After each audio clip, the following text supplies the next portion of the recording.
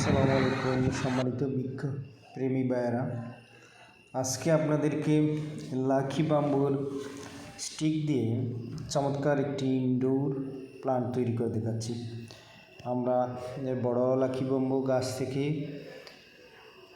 কিছু স্টিক এখানে কেটে নিয়ে এসেছি। এই স্টিকগুলো দিয়ে আমরা আপনাদেরকে আজকে সুন্দর একটি ইনডোর প্লান্টের টব তৈরি করে দেখানোর চেষ্টা করছি। আপনারা আমাদের সাথেই থাকুন। আমরা কিছু সময়ের ভিতরে আপনাদেরকে সুন্দর একটি টব তৈরি করে দেখাচ্ছি।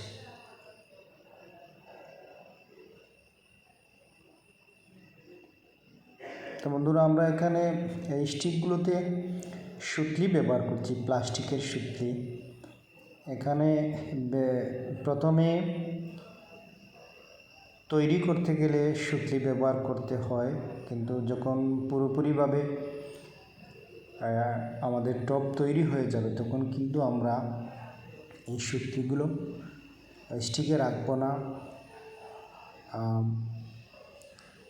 কিছু সুতলি স্টিকে থাকবে, বেশিরভাগই সুতলি আমরা কেটে দেব এবং গাছ রোপণের কিছুদিন পরে প্রায় সবগুলোই প্লাস্টিকের সুতলি আমরা কেটে দেব।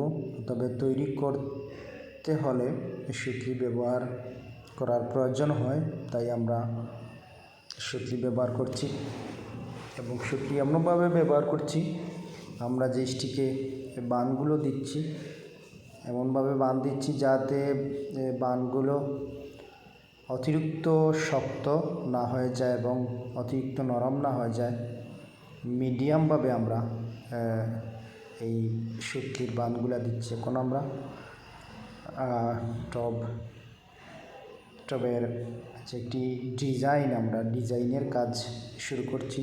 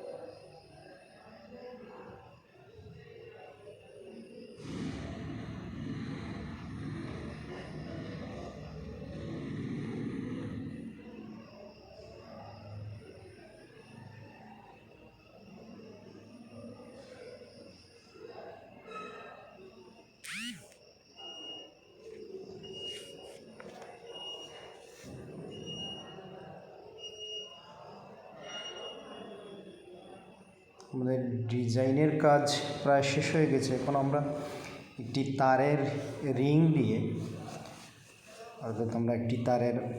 রিং দিয়ে আমরা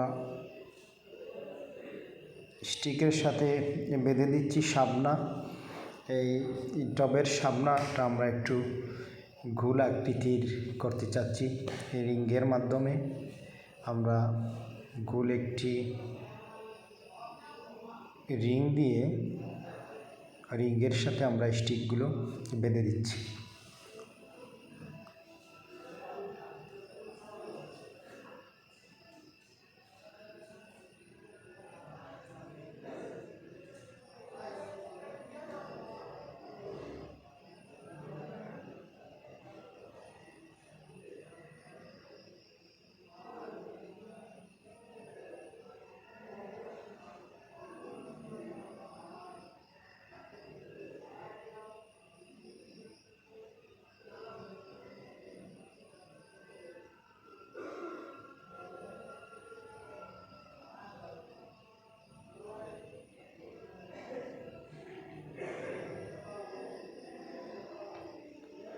আমাদের এই রিং বাঁধার কাজ শেষ হয়ে গেছে এবং একটি রিং দেওয়ার সাথে সাথে একটি সৌন্দর্য চলে এসেছে।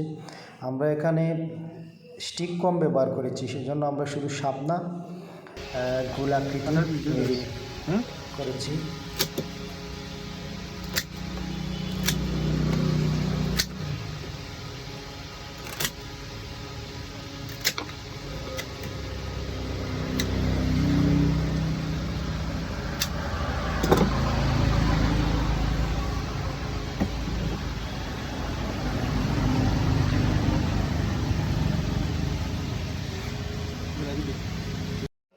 বন্ধুরা, আমাদের টবের কাজ শেষ, এখন রোপণের পালা।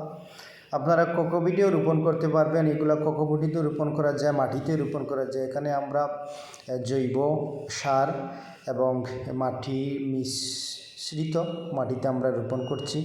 এই দেখতে পাচ্ছেন আপনারা কোকোপিটে রোপণ করতে পারবেন এবং এই লাকি বাম্বু আপনারা ইনডোরেও রাখতে পারবেন। এগুলো ইনডোরেও রাখা যায়, পানিতেও রাখা যায়।